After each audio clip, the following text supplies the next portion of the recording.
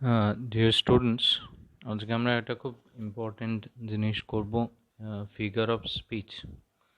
Figure of speech হচ্ছে সাহিত্যে, গল্প, কবিতা বা নাটকে কিছু কিছু সময় বাক্য বিন্যাসে বিশেষ কিছু বৈশিষ্ট্য বা পরিবর্তন দেখা যায় এবং এগুলো সাহিত্যিকেরা খুব সচেতনভাবে করেন। তার মধ্যে দিয়ে কোনো একটা বিশেষ চিন্তা ভাবনা প্রকাশের চেষ্টা থাকে তাদের। তা এই যে বিশেষ বাক্য বিন্যাস, একে আমরা ফিগার অফ স্পিচ বলতে পারি। তো আজকে আমরা ক্লাস 11-12 সাথে রিলেটেড কিছু ফিগার অফ স্পিচ দেখে নেব। খুব সহজভাবে এখানে দেওয়া আছে, আর এগুলো মনে রাখতে পারলে ভালো, কারণ দেখা যায় যারা এইচএসের পর অনার্স নিয়ে পরীক্ষা দিতে যায়, মানে ইংলিশ অনার্সের জন্য, তো বিভিন্ন প্রতিষ্ঠানের সেন্ট জেভিয়ার্স বা নরেন্দ্রপুর বা বেলুড় বিদ্যা মন্দিরে সেখানে যে প্রশ্নগুলো করা হয় সেইখানে কবিতা বা গল্পের লাইন তুলে ফিগার অফ স্পিচ জানতে চাওয়া হয়। এবছরও তেমনটা হয়েছে। তো দেখিনি এখানে কি কি আছে। ফার্স্টে আছে সিমিলি আছে। সিমিলি বলতে বোঝায় দুটো অসদৃশ্য দুটি বিষয়ের মধ্যে তুলনা করা কোনো একটা কমন পয়েন্টের ওপর বেস করে, সাধারণ বৈশিষ্ট্যের ভিত্তিতে। যেমন his heart is like a stone. Stone যেরকম ইমুভেবল হয়, আনচেঞ্জেবল হয়, রিজিডিটি থাকে, তার হৃদয়েরও সেরকমই রিজিডিটি আছে। তো সেই কারণে তার হৃদয়কে পাথরের সাথে তুলনা করা হচ্ছে।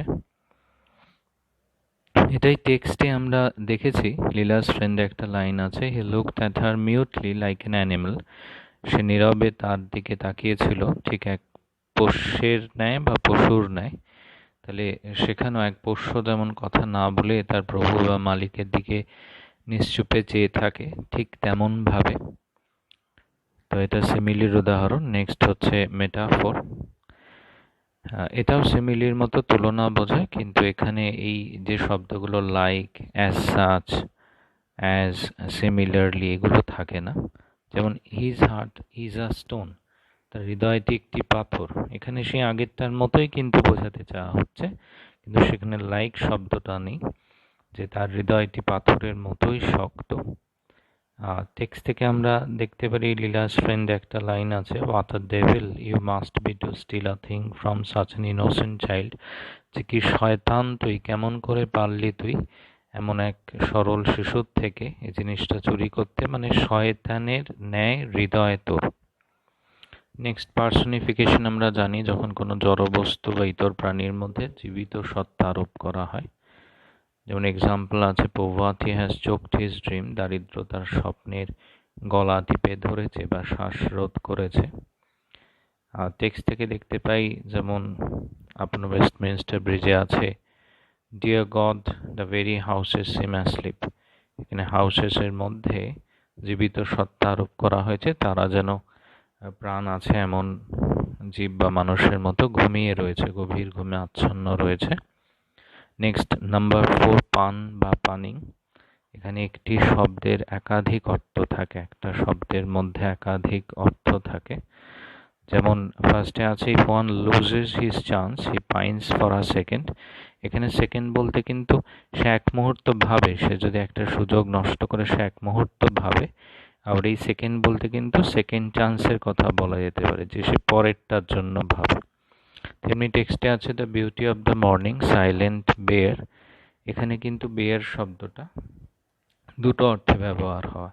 একটা বেয়ার বলতে উন্মুক্ত, সকলের জন্য, কবি দেখতে পাচ্ছেন, হৃদয়ঙ্গম করতে পাচ্ছেন সেটি। আর দ্বিতীয়ত বেয়ার আঢাকা, অযত্নে পড়ে আছে কেমন। তো সেই আক্ষেপটা কবিতার শেষে কিন্তু কবির গলায় ফুটে উঠেছে, যে কেউ একে যথোপযুক্ত গুরুত্ব দিচ্ছে না, এই দৃশ্যটাকে এড়িয়ে যাচ্ছে সবাই। Next transferred epithet. এপিথেট অ্যাডজেক্টিভের একটা পার্ট, এটা এক ধরনের ডিটারমিনার বা মডিফায়ার। তো এপিথেট হচ্ছে, যখন ট্রান্সফার্ড এপিথেট বলতে বোঝায় অ্যাডজেক্টিভটি যে শব্দকে ডিটারমাইন করার কথা বা যে শব্দের আগে বসার কথা সেখানে না বসে যখন অন্য আরেকটা শব্দের আগে বসে, তখন তাকে আমরা ট্রান্সফার্ড এপিথেট বলি, তখন তাকে। তো যেমন he lives A busy life, busy কিন্তু জীবন নয়, সে এক ব্যস্ত জীবন যাপন করে, ব্যস্ত সে, বিজিটা হি কে ডিনোট করা উচিত, কিন্তু বসছে লাইফের আগে। ঠিক টেক্সটে একটা আছে ওই মিটিং এট নাইটে, and the startle little waves that leap. তো স্টার্টল, শিহরিত হওয়া ছোট ছোট ঢেউগুলো রাতের অন্ধকারে কেমন করে বা বোঝা যাচ্ছে তারা শিহরিত বা কম্পিত হচ্ছে। আসলে এটা কবি মন যে এক অজানা আশঙ্কে সেটা শিহরিত, আশঙ্কায় সেটা শিহরিত বা কম্পিত হয়ে উঠছে। অজানা আশঙ্কায় শিহরিত বা কম্পিত হয়ে উঠছে। নেক্সট হচ্ছে অক্সিমরন। অক্সিমরন হচ্ছে যখন দুটো বিপরীত ধর্মী শব্দ, বিপরীতার্থক শব্দ পাশাপাশি বসে। যেমন the student is regularly irregular.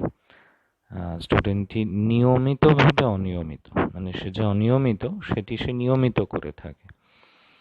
তো টেক্সটে আছে আমাদের ব্রাদারহুডে আছে আননোয়িং আই আন্ডারস্ট্যান্ড। তো আমার উপলব্ধি কিন্তু সেটা নিজের অজান্তে। এখন নিজের অজান্তে কীভাবেই বা উপলব্ধি হয় সেটা তো সম্ভব নয়, কিন্তু আমি যেন উপলব্ধি করেছি আমার নিজের অজান্তে। দ্য আননোয়িং আর আন্ডারস্ট্যান্ড দুটো বিপরীত শব্দ কাছাকাছি বসেছে, অক্সিমরনের এক্সাম্পল। নেক্সট 7, এক্সাজারেশন বা হাইপারবোল, যাকে আমরা অত্যুক্তি বলতে পারি। মানে যখন আবেগের বশবর্তী হয়ে কোনো বিষয়কে একটু বাড়িয়ে চড়িয়ে বলা হয়। যেমন ড্যাফোডিলস বলে একটি কবিতা আছে, সেখানে কবি বলছেন 10,000 of daffodils I see at a glance. ওই এক ঝলকে প্রায় 1010 ড্যাফোডিল ফুল আমার চোখে পড়ল। এখন অ্যাট আ গ্লান্সে কি আর কিছু গোনা সম্ভব, না নির্ণয় করা সম্ভব সংখ্যাটা? কিন্তু ওটা ওই যে আবেগের উচ্ছ্বাসে যে হাজার হাজার ড্যাফোডিল আমার চোখে পড়ল। তো এটা একটা উত্তক্তি। আবার টেক্সটে আমাদের আছে আপন ওয়েস্টমিনস্টার ব্রিজে, আর্থ has not anything to show more fair, যে এত অপূর্ব সুন্দর দৃশ্য এটা, পৃথিবীতে এর থেকে সুন্দর দৃশ্য হয়তো আর কিছু নেই। তো এটা একটা মোমেন্টারি ওভারফ্লো অফ ইমোশনের জন্য হয়। Next number 8, irony. আয়রনি বিদ্রূপের ছলে যখন কোনো সমালোচনা করা হয় বা ঘুরিয়ে কিছু বলা হয় তখন আয়রনি বলে। যেমন আমার এখানে দুটো আয়রনি আছে, একটা দুটোই জিমি ভ্যালেন্টাইন থেকে। একটা বলছে যে তাকে ওরকম মচমচে শক্ত চামড়ার বাজে জুতো দেয়া হয়েছে যা দিয়ে রাজ্য তাকে সাজিয়ে তুলেছে তার নিয়মিত সদ্য মুক্তিপ্রাপ্ত যে অতিথি আছে বা আবশ্যিক অতিথি আছে তাকে। তো ব্যঙ্গ বা বিদ্রূপ করা যে আদৌ এই জুতোটা পরে তো লোক সমাজে বেরোনোর নয়, কিন্তু সরকার মনে করে, আইন মনে করে যে এটাই যথেষ্ট সেই মানুষের পক্ষে আবার তার সামাজিক স্বীকৃতি ফিরে পেতে। ঠিক তেমনই আছে railroad ticket and the $5 bill with which the law expected him to rehabilitate himself into the good citizenship and prosperity। বলছে এই সামান্য কিছু আয়োজনের মধ্যে দিয়ে আইন যেন প্রত্যাশা করে যে এই আসামি সে সমাজে বেরিয়ে নিজেকে পুনর্স্থাপিত করতে পারবে, নিজেকে পুনর্বাসনের ব্যবস্থা করে নেবে এক ভালো সুনাগরিক হিসেবে এবং সমৃদ্ধির সাথে। তো এখানেও ব্যঙ্গ বা বিদ্রূপ করা আছে যে আয়োজনটা এতই যৎসামান্য অপ্রতুল যে তা দিয়ে এমনটা করা সম্ভব নয়, কিন্তু সেই বাস্তবটা যেন সমাজ বা আইন বুঝতে চায় না। Next allegory. অ্যালিগরি হচ্ছে বাক্যের একটা অংশ বা শব্দ সমষ্টি যার মধ্যে একটা তো রয়েছে তার আক্ষরিক অর্থ আর একটা থাকে তার অন্তর্নিহিত অর্থ।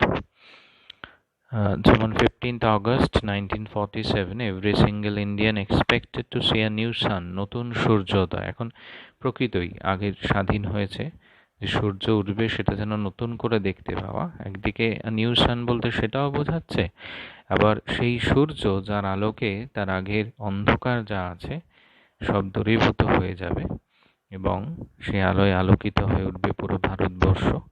তো এমনটা বোঝানো হচ্ছে, আলো শক্তির উৎস হিসেবে ধরা হচ্ছে তাকে।